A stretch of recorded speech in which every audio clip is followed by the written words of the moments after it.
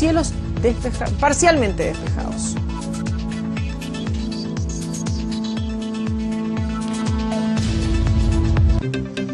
Y claro, con estas temperaturas tan bajas como les estábamos contando, entonces llega la temporada de otoño-invierno y se produce el mayor número de personas intoxicadas por monóxido de carbono. Esto debido al mal manejo de la calefacción intradomiciliaria. Dolor de cabeza, fatiga y hasta vómitos son algunos de los síntomas en caso de estar intoxicados. Hay que poner mucha atención. ¿Qué hacer en estos casos? Bueno, es lo que queremos tener presente al momento de calefaccionar nuestro hogar. Y de esto vamos a hablar con Fernando Torres, toxicólogo y director de la Escuela de Química y Farmacia de la Universidad Andrés Bello. Muchas gracias por acompañarnos esta mañana. Hola, Carolina. Hola, buenos días.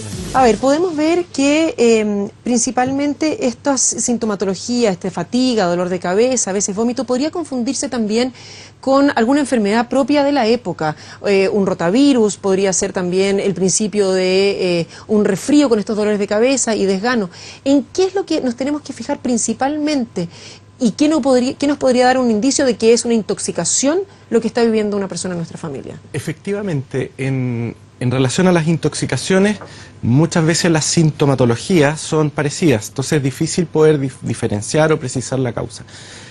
¿Cuál es la clave? En este caso, en lo que estamos hablando de la contaminación intradomiciliaria, es tener el antecedente de que hay alguna fuente emisora, ¿ya?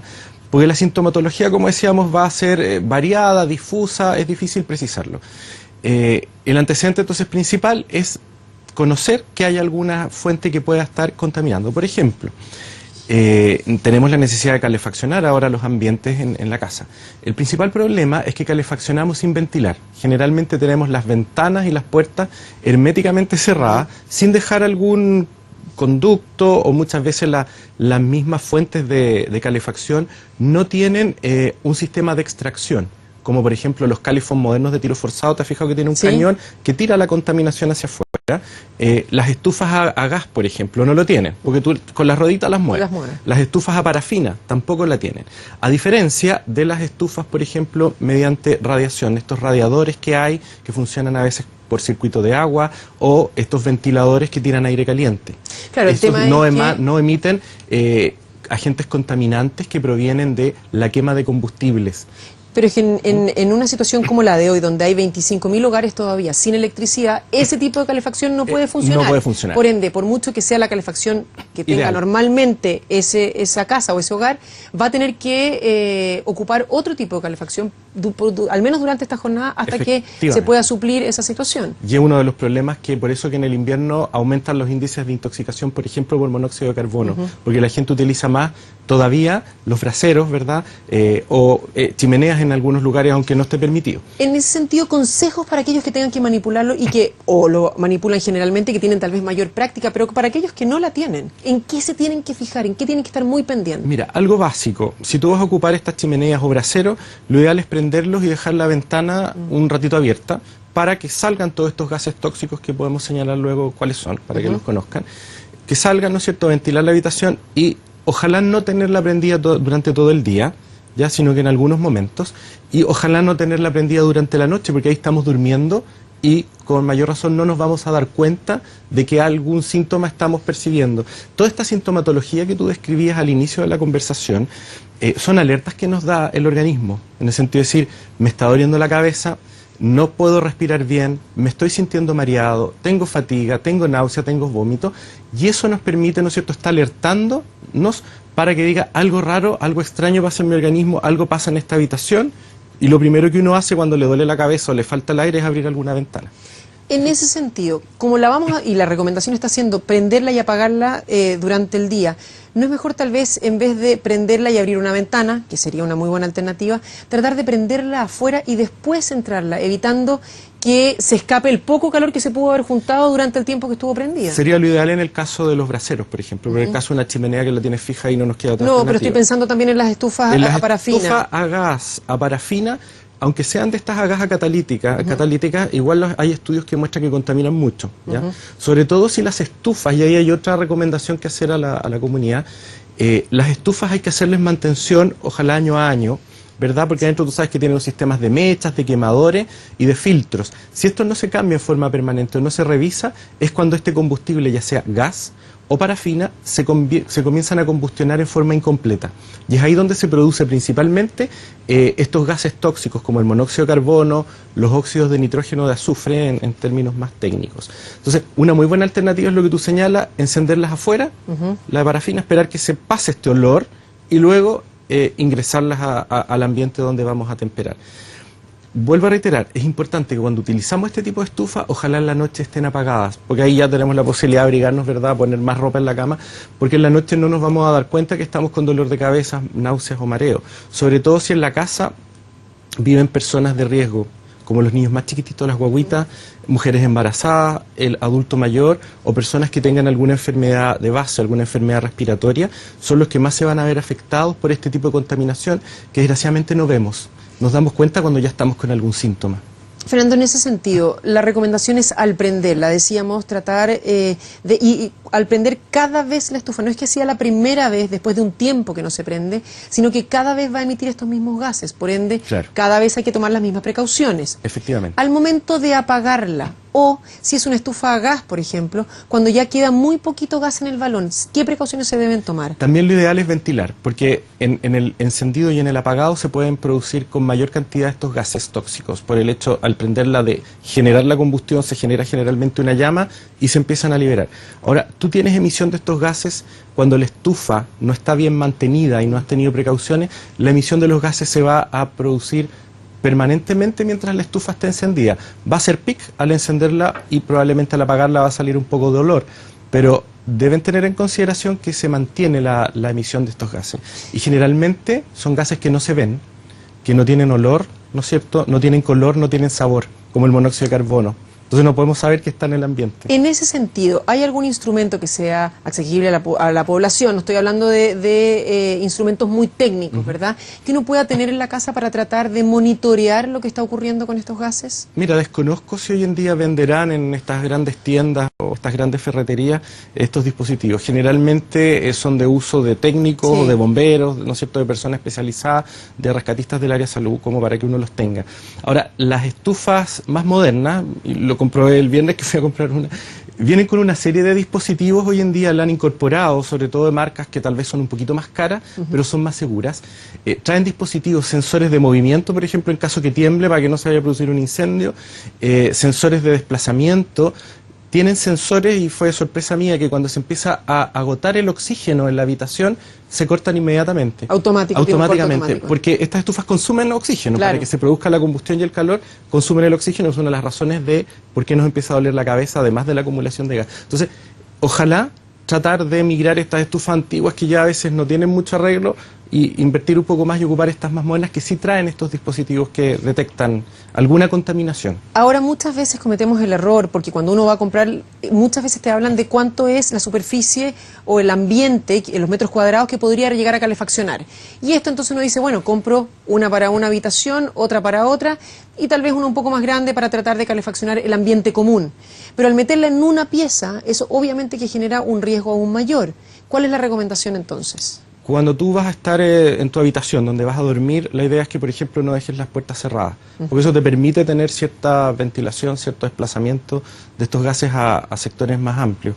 Uno generalmente en el invierno no duerme con la ventana abierta, no, ¿verdad? Pero por lo menos... no tiene ningún sentido tener la estufa prendida. Por lo menos tener la puerta abierta. Ahora, lo ideal también es, si tienes otros espacios, a veces hay rejillitas en las puertas, ¿cierto? O hacerle un sacado abajo de una celosía, o hacerle un sacado a la puerta cuando queda a ras de piso para que por ahí puedan salir los gases, o generalmente los gases tienden a subir, entonces hacer algún tipo de ventilación por sobre más a ras de techo. Eso iba a preguntar, porque generalmente los gases tienden a subir. Entonces expliquemos esa mecánica para aquellos que tal vez pueden empezar en una solución creativa. ¿Cuál es la mecánica de estos gases contaminantes? En general, todos los gases, por una cosa físico-química, digamos, las moléculas de los gases, al estar en un ambiente, tienden a irse a superficies más altas, son más livianos. Por lo tanto, una muy buena estrategia sería hacerle, ¿no es cierto?, instalar una celosía o instalar algún ducto de ventilación en zonas más altas. Por eso que en las cocinas generalmente tú tienes los extractores o los que te sacan la contaminación de la cocina. Comúnmente llamada campana. Campana, o a veces todavía usan los extractores común y corriente que dan vuelta, ¿verdad?, en zonas más altas de la cocina. Es una buena alternativa. Ahora, ¿cómo te enfrentas a esto? Como en una habitación puedes hacer un hoyito, ¿no es cierto? A veces también si tienes ventanas altas, podrías dejar un poquitito abierta la ventana, tapada con la cortina, eso ya te permite hacer cierto recambio de gases y no va a ser tan dramática la situación si tienes emanación de gases tóxicos en la estufa, por ejemplo. Hablemos justamente de eso. ¿Cuál es la sintomatología? Ya lo hablábamos, dolor de cabeza, puede ser vómito, fatiga o náusea. ¿Cuáles son otras sintomatologías que podrían presentarse y cuál es la reacción que se debería tener? ¿Qué es lo que hay que hacer? Bueno, lo general es lo que tú señalabas, náuseas, vómitos, en casos más extremos, dolor de cabeza, fatiga, malestar general. Hay casos en que puedes incluso hacer reacciones alérgicas, ¿ya? Y eso también es una alerta, erupciones cutáneas y muchas veces rinitis, o sea, goteo nasal. Irritación en los ojos, te empiezan a picar y arder, también eso es un síntoma, digamos, de que algo está pasando en el interior, porque hay partículas que te están irritando. Irritación de la vía aérea en general, la persona siente que le cuesta respirar, se siente más obstruida, ¿verdad? Como si estuviera resfriada cuando no lo está, ¿ya? Los pulmones uno tiende a, se tienden a inflar más porque uno tiende a tomar más aire para poder a capturar más oxígeno, ¿ya? Y en general es eso, ¿ya? Ahora, ¿qué debemos hacer frente a estas situaciones? Lo primero es ventilar.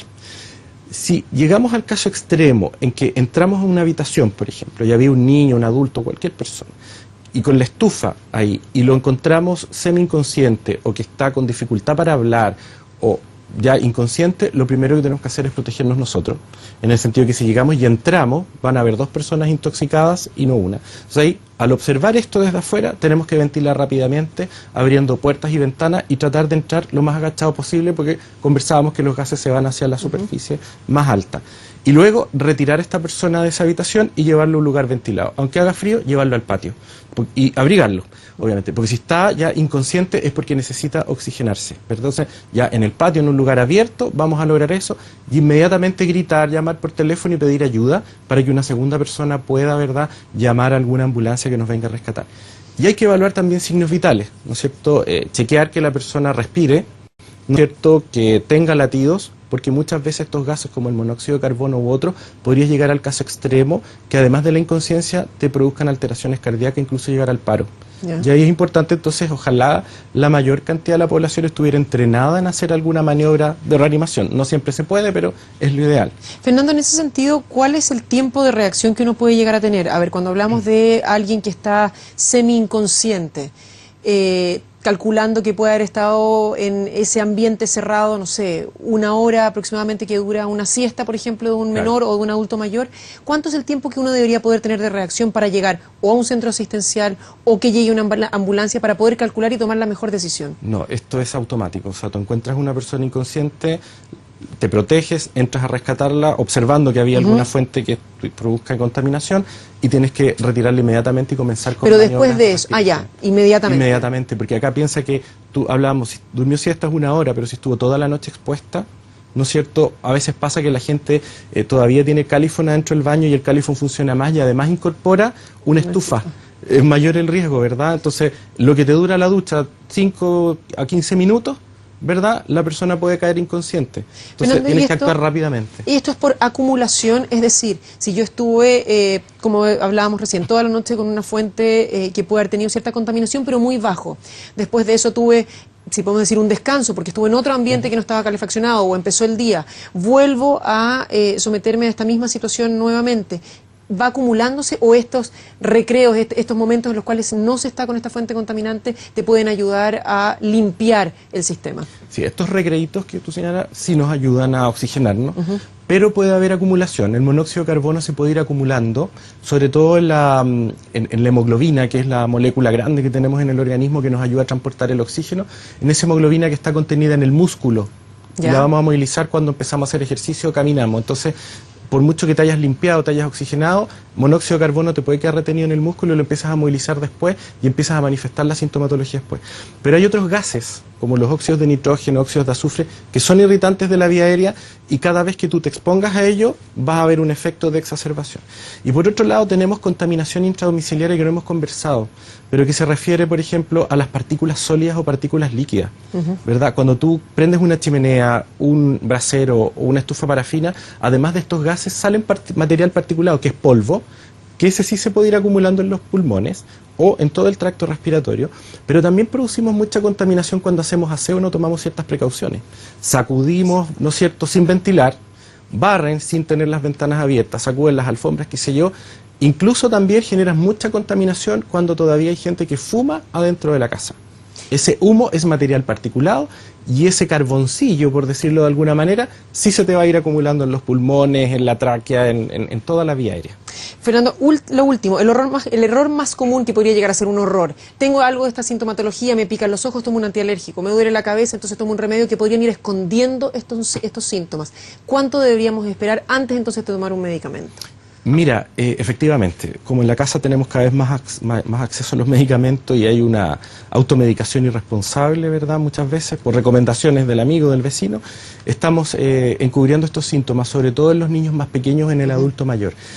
Ahí, claro, si te duele la cabeza una vez, puedes hacer tal vez uso de un analgésico, si anteriormente el médico te lo había indicado, o algún antialérgico.